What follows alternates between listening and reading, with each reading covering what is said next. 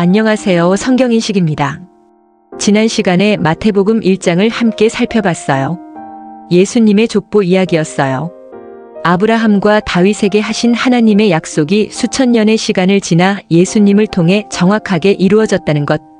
그리고 임마누엘 하나님이 우리와 함께 계신다는 것. 정말 감동적인 말씀이었죠? 혹시 지난 시간 말씀을 아직 못 보신 분들은 채널에서 1편을 먼저 보시고 오시면 훨씬 더 잘 이해가 되실 거예요. 자, 오늘은 마태복음 2장을 함께 살펴볼 거예요. 2장은 정말 드라마틱한 이야기예요. 동방에서 온 박사들이 별을 따라 아기 예수님을 찾아오는 이야기예요. 어릴 때부터 교회에서 많이 들어보셨을 거예요. 크리스마스 때마다 나오는 이야기잖아요. 성탄절 행사 때면 꼭 나오는 장면이에요. 어린아이들이 동방박사 옷을 입고 나오는 연극도 많이 하잖아요. 그래서 이미 다 안다고 생각하시는 분들이 많으실 거예요. 그런데요. 막상 성경을 자세히 읽어보면 우리가 알고 있던 것과 다른 내용들이 꽤 많아요. 예를 들어볼게요. 동방박사가 몇 명인지 아세요? 3명이라고 알고 계시는 분들이 많으실 거예요. 그런데 놀랍게도 성경에는 동방박사가 몇 명인지 나와 있지 않아요. 3명이라고 알려진 이유는 예물이 3가지였기 때문이에요. 황금, 유향, 몰약 이렇게 3가지 예물을 가지고 왔으니까 3명이겠구나 하고 생각하게 된 거예요. 또 하나 물어볼게요. 동방박사들이 예수님을 마구간에서 만났을까요? 많은 분들이 그렇게 알고 계시는데 성경을 자세히 보면 다르게 나와요. 마태복음 2장 11절에 보면 박사들이 집에 들어가서 아기를 만났다고 나와요. 마구간이 아니라 집이에요. 누가복음에 나오는 목자들이 마구간을 찾아갔을 때와는 다른 시점의 이야기예요. 동방박사들이 도착했을 때는 이미 요셉과 마리아가 집으로 옮긴 이후였어요. 이렇게 2장 안에는 우리가 몰랐던 놀라운 이야기들이 가득해요. 오늘 이 시간이 끝나고 나면 동방박사 이야기를 완전히 새로운 눈으로 보실 수 있을 거예요. 자, 그럼 함께 시작해 볼게요. 마태복음 2장 1절을 함께 읽어볼게요. 헤롯 왕 때에 예수께서 유대 베들레헴에서 나심에 동방으로부터 박사들이 예루살렘에 이르러. 여기서 동방박사라는 단어가 나와요. 동방박사. 우리에게 정말 익숙한 단어죠? 그런데 이 동방박사가 정확히 어떤 사람들인지 아세요? 성경 원어인 헬라어로는 마고이라고 해요. 마고이가 어떤 사람들인지 좀 더 자세히 설명해 드릴게요. 이들은 단순한 학자나 박사가 아니에요. 당시 페르시아, 즉 지금의 이란 지역에서 활동하던 아주 특별한 전문가 집단이었어요. 이들은 크게 3가지 역할을 했어요. 첫째, 천문학자였어요. 밤하늘의 별을 관찰하고 기록하고 해석하는 것이 이들의 주요 업무였어요. 당시에는 천문학과 점성술이 구분되지 않았어요. 별의 움직임을 통해 앞으로 일어날 일을 예측하려고 했어요. 둘째, 왕의 자문가였어요. 이들은 왕 곁에서 중요한 결정을 도와주는 역할을 했어요. 왕이 중요한 결정을 내릴 때 별의 움직임을 해석해서 조언해주는 사람들이었어요. 셋째, 당시 최고의 지식인 계층이었어요. 수학, 천문학, 철학, 의학 등 다양한 학문을 연구하는 사람들이었어요. 쉽게 말씀드리면 당시 사회에서 가장 배우고 지혜로운 사람들이었어요. 그런데 이들이 어디서 왔을까요? 성경은 그냥 동방에서라고만 표현해요. 학자들은 지금의 이란이나 이라크 지역, 즉 고대 바벨론이나 페르시아 지역에서 왔을 것으로 봐요. 왜 그 지역 사람들이 유대인의 왕이 태어났다는 것을 알고 찾아왔을까요? 여기서 정말 흥미로운 역사적 배경이 있어요. 기억하시죠? 지난 시간에 바벨론 포로 이야기를 잠깐 했잖아요. 이스라엘 백성들이 바벨론에 70년간 포로로 잡혀갔다고요. 그 시기가 기원전 6세기, 약 2600년 전이에요. 그때 이스라엘의 수많은 유능한 사람들이 바벨론으로 끌려갔어요. 그 중에 여러분도 잘 아시는 다니엘이 있었어요. 다니엘은 바벨론에서 하나님의 도우심으로 왕의 꿈을 해석하고 총리급 높은 지위에까지 올랐어요. 다니엘과 같은 유대인 지식인들이 바벨론에서 높은 지위를 가지게 되면서 유대인들의 신앙과 메시아 사상이 그 지역에 전해지게 됐어요. 메시아 사상이 뭔지 아세요? 언젠가 하나님이 보내신 특별한 분, 메시아가 오셔서 세상을 구원하실 것이라는 믿음이에요. 이 이야기가 수백 년에 걸쳐 페르시아와 바벨론 지역에 전해져 내려온 거예요. 그리고 동방 박사들은 그 전통을 이어받은 사람들이었을 가능성이 높아요. 수백 년 전부터 전해 내려온 예언을 기억하면서 별을 관찰하던 중에 특별한 별을 발견한 거예요. 그리고 이것이 얼마나 대단한 일인지 아세요? 이 동방 박사들은 유대인이 아니에요. 이방인이에요. 당시 유대인들이 이방인을 어떻게 봤는지 아세요? 하나님의 백성이 아닌 사람들로 봤어요. 거리를 두고 교류를 꺼렸어요. 그런데 그 이방인들이 먼저 아기 예수님을 찾아와 경배했어요. 이것은 마태가 처음부터 독자들에게 말하고 싶었던 것이에요. 예수님은 유대인만의 왕이 아니에요. 온 세상 모든 민족의 구원자이세요. 아프리카에서도 유럽에서도 아시아에서도 예수님을 믿고 경배하는 사람들이 있잖아요. 그 모든 것이 이미 이 장면에서 예고되고 있었어요. 동방 박사들이 본 별은 어떤 별이었을까요? 2절을 보면 이렇게 나와요. 유대인의 왕으로 나신 이가 어디 계시냐? 우리가 동방에서 그의 별을 보고 그에게 경배하러 왔노라 하니. 그의 별. 이 별이 무엇인지에 대해 수많은 학자들이 정말 오랫동안 연구를 해왔어요. 크게 몇 가지 주장이 있어요. 첫 번째 주장은 목성과 토성이 겹쳐 보이는 현상이에요. 기원전 7년경에 목성과 토성이 물고기 자리에서 3번이나 겹쳐 보이는 현상이 있었다고 해요. 당시 점성술에서 목성은 왕을 상징했고 토성은 유대인을 상징했어요. 그러니 이 현상을 유대인의 왕이 태어났다는 신호로 해석할 수 있었다는 거예요. 두 번째 주장은 해성이에요. 헨리 해성이 기원전 12년경에 나타났다는 기록이 있어요. 해성은 밝고 특이하게 보이기 때문에 당시 사람들에게는 중요한 사건의 신호로 여겨졌어요. 세 번째 주장은 초신성이에요. 초신성은 별이 폭발하면서 갑자기 엄청나게 밝아지는 현상이에요.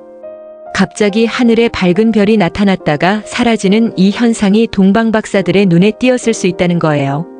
정확히 어떤 천체 현상이었는지는 지금도 알 수 없어요. 학자들마다 의견이 달라요. 하지만 한 가지 확실한 것이 있어요. 이 별은 동방 박사들에게 특별한 의미로 다가왔어요. 단순한 자연 현상이 아니라 하나님의 신호로 받아들였어요.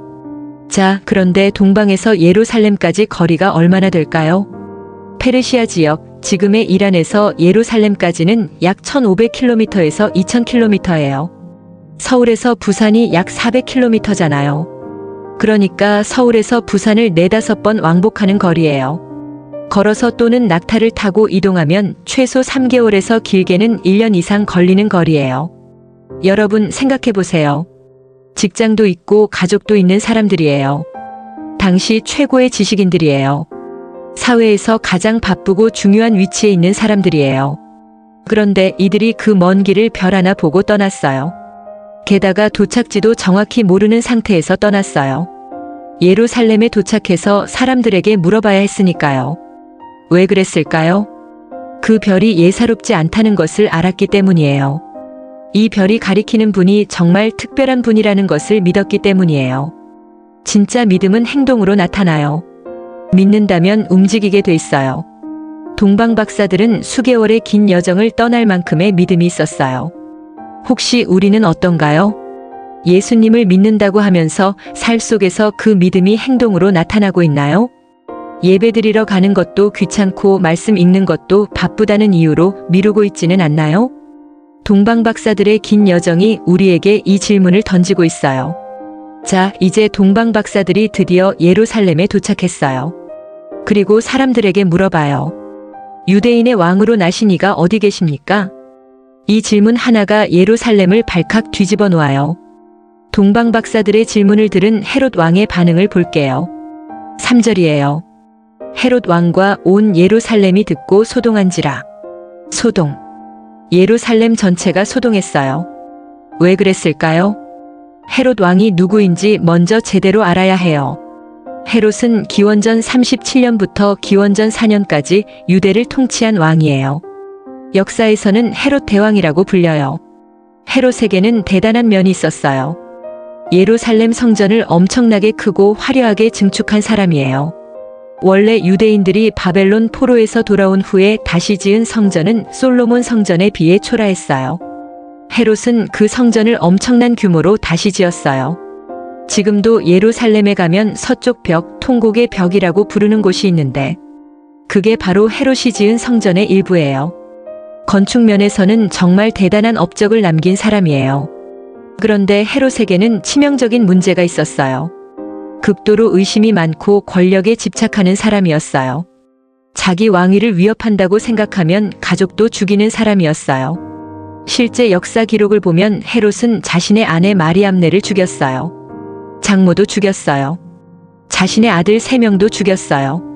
당시 로마 황제 아우구스투스가 이런 말을 했다고 해요. 헤롯의 아들이 되는 것보다 헤롯의 돼지가 되는 것이 낫다. 유대인들은 돼지를 먹지 않으니까 헤롯의 돼지는 살 수 있지만 헤롯의 아들은 죽을 수도 있다는 뜻이에요. 그만큼 헤롯이 자기 가족도 죽이는 잔인한 사람이었다는 거예요. 그런 헤롯에게 동방에서 온 박사들이 나타나서 물어본 거예요. 유대인의 왕으로 나신 이가 어디 계십니까? 헤롯 입장에서 생각해 보세요. 얼마나 두려웠겠어요. 얼마나 위협감을 느꼈겠어요. 새로운 왕이 태어났다고. 내 왕위를 빼앗으려는 자가 나타났다고.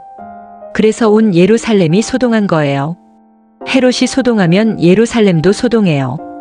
권력자가 불안하면 주변 모든 사람이 불안해지거든요. 헤롯은 즉시 대제사장들과 서기관들을 모아서 물어봐요. 그리스도가 어디서 나겠느냐? 그들이 대답해요. 유대 베들레헴이오니 이는 선지자로 이렇게 기록된 바.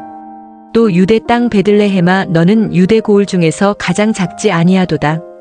내게서 한 다스리는 자가 나와서 내 백성 이스라엘의 목자가 되리라 하였음이니이다.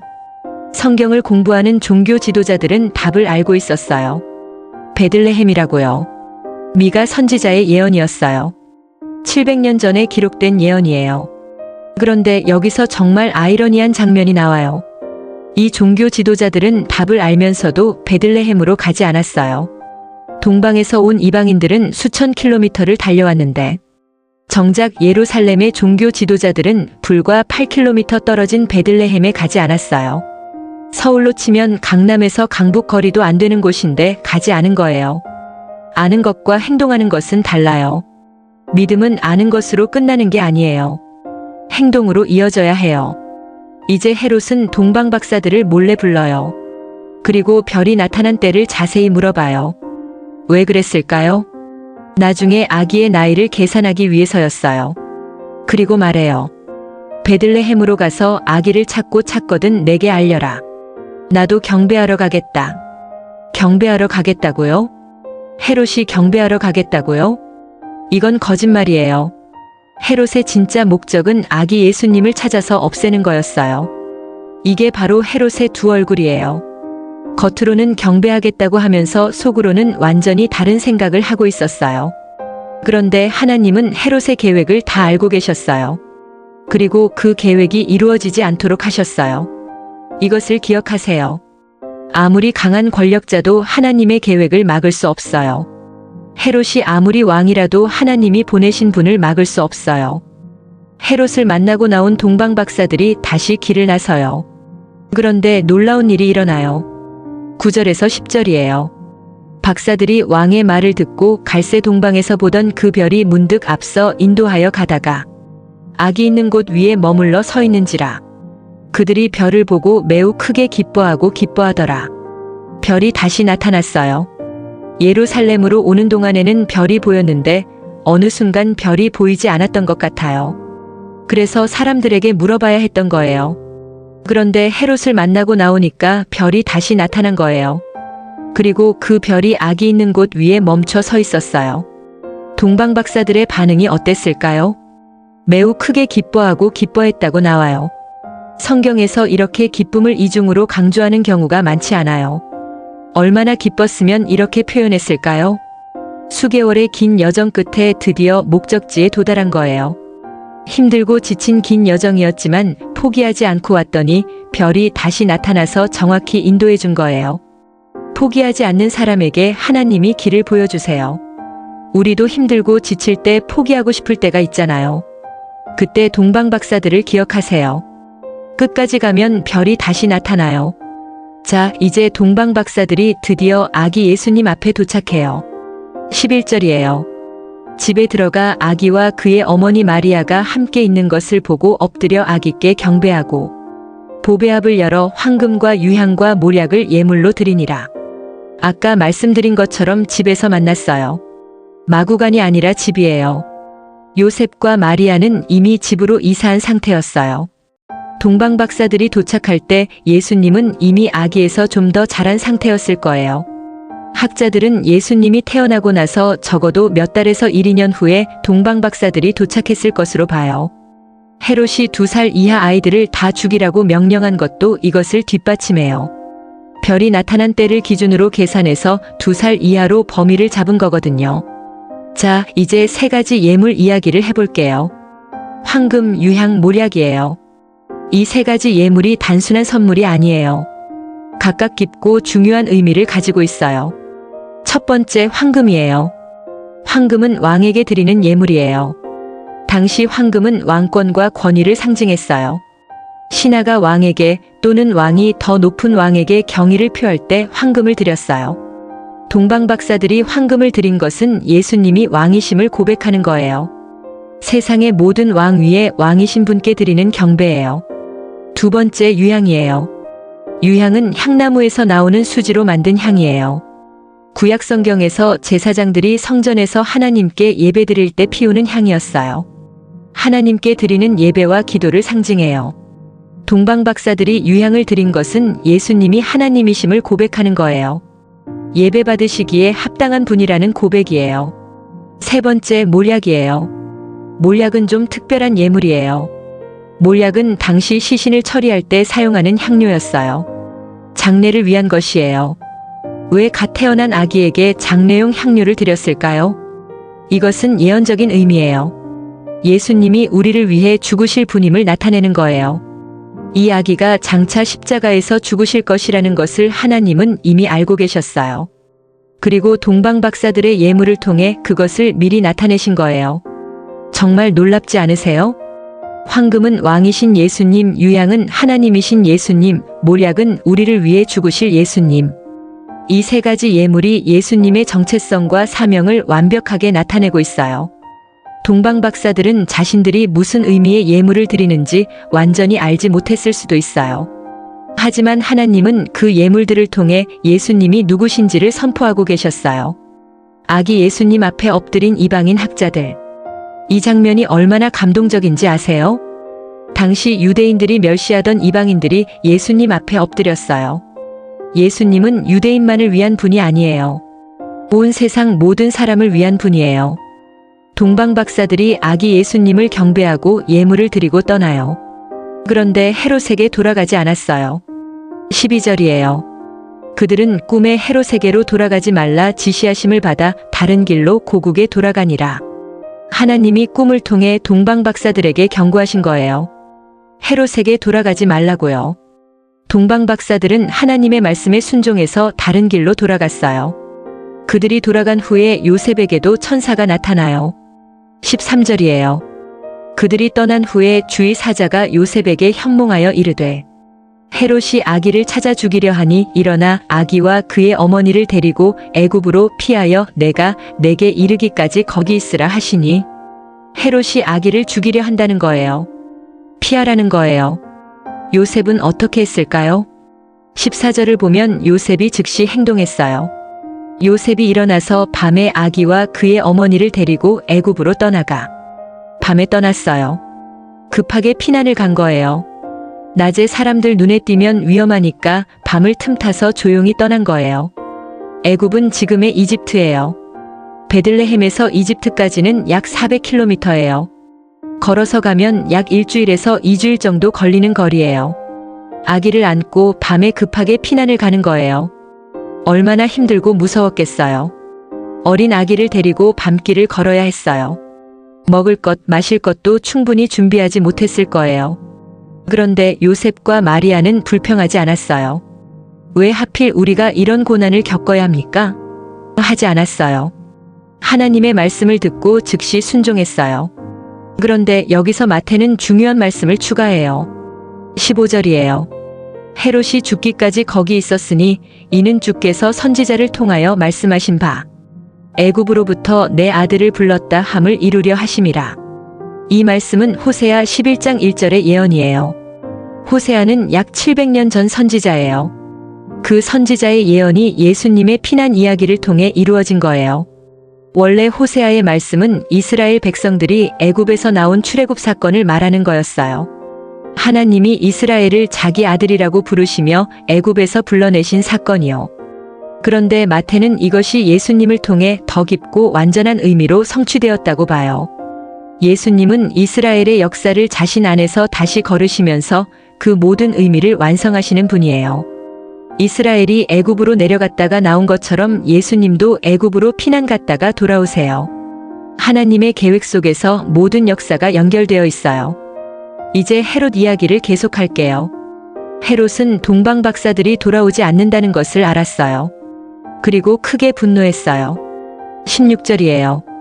헤롯이 박사들에게 속은 줄 알고 심히 노하여 사람을 보내어 베들레헴과 그 모든 지경 안에 있는 사내 아이를 박사들에게 자세히 알아본 그때를 기준하여 2살부터 그 아래로 다 죽이니. 정말 가슴 아픈 장면이에요. 베들레헴과 그 주변 지역의 2살 이하 남자 아이들을 모두 죽이라는 명령이에요. 죄 없는 아이들이 헤롯의 잔인함 때문에 희생된 거예요. 베들레헴은 작은 마을이에요. 당시 인구 통계를 보면 이 지역에서 희생된 아이들이 약 20명에서 30명 정도였을 것으로 추산해요. 숫자가 적다고 해서 덜 슬픈 것은 아니에요. 그 아이들 한 명 한 명이 어머니의 사랑을 받던 소중한 생명이었어요. 마태는 이 사건도 예레미야의 예언의 성취라고 봐요. 18절이에요. 라마에서 슬퍼하며 크게 통곡하는 소리가 들리니. 라헬이 그 자식을 위하여 애곡하는 것이라 그가 자식이 없으므로 위로 받기를 거절하였도다. 라헬은 이스라엘의 어머니예요. 야곱의 아내이자 요셉과 베냐민의 어머니예요. 라헬의 무덤이 베들레헴 근처에 있었어요. 예레미야는 바벨론 포로로 끌려가는 이스라엘 백성들을 보면서 이 말씀을 했어요. 마치 어머니 라헬이 자식들을 잃고 통곡하는 것 같다고요. 그리고 이제 베들레헴에서 또다시 어머니들의 통곡 소리가 들리는 거예요. 하나님은 이 슬픔을 외면하지 않으세요. 이 아이들의 죽음도 하나님은 기억하세요. 역사 속의 모든 고통과 슬픔을 하나님은 알고 계세요. 이제 헤롯이 죽어요. 헤롯은 기원전 4년에 죽었어요. 역사 기록에 의하면 헤롯은 말년에 정말 고통스러운 병으로 죽었다고 해요. 하나님이 개입하세요. 19절에서 20절이에요. 헤롯이 죽은 후에 주의 사자가 애굽에서 요셉에게 현몽하여 이르되 일어나 아기와 그의 어머니를 데리고 이스라엘 땅으로 가라. 아기의 목숨을 찾던 자들이 죽었느니라 하시니 드디어 돌아갈 수 있게 됐어요. 요셉은 즉시 일어나서 이스라엘로 돌아가요. 그런데 유대 지방으로 가려다가 헤롯의 아들 아켈라오가 유대를 다스린다는 소식을 듣고 두려워해요. 아켈라오는 아버지 헤롯 못지않게 잔인한 사람이었어요. 그래서 하나님의 인도하심을 따라 갈릴리 지방 나사렛으로 가요. 23절이에요. 나사렛이란 동네에 가서 사니 이는 선지자로 하신 말씀에 나사렛 사람이라 칭하리라 한 것을 이루려 함이러라. 나사렛 사람. 예수님은 나사렛 사람이라고 불리게 돼요. 나사렛이 어떤 동네인지 아세요? 당시 나사렛은 정말 보잘것없는 작은 동네였어요. 갈릴리 지방에 있는 작은 마을이에요. 인구가 얼마 되지 않는 변두리 마을이에요. 요한복음에 보면 나다나엘이 이런 말을 해요. 나사렛에서 무슨 선한 것이 날 수 있겠느냐? 그만큼 나사렛은 사람들이 무시하는 곳이었어요. 그런데 하나님은 그 보잘것없는 나사렛에서 예수님이 자라게 하셨어요. 왜일까요? 예수님은 화려하고 높은 곳이 아니라 낮고 보잘것없는 곳에서 오신 분이에요. 권력자들의 화려한 궁전이 아니라 작고 보잘것없는 마을에서 자라셨어요. 세상이 무시하는 곳에서 하나님의 역사가 시작돼요. 혹시 지금 자신이 있는 곳이 너무 작고 보잘것없다고 느끼시는 분 계세요? 나사렛을 기억하세요. 나사렛 같은 곳에서 예수님이 자라셨어요. 하나님은 나사렛 같은 곳에서도 놀라운 일을 하세요. 여러분이 있는 그 자리에서 하나님이 역사하고 계세요. 오늘 마태복음 2장을 함께 살펴봤어요. 정말 드라마틱하고 감동적인 이야기였죠? 오늘 말씀을 3가지로 정리해 드릴게요. 첫 번째, 예수님은 온 세상 모든 사람을 위한 분이에요. 동방 박사들은 이방인이었어요. 유대인들이 멸시하던 이방인들이 먼저 예수님을 찾아와 경배했어요. 예수님은 특정 민족이나 특정 나라만을 위한 분이 아니에요.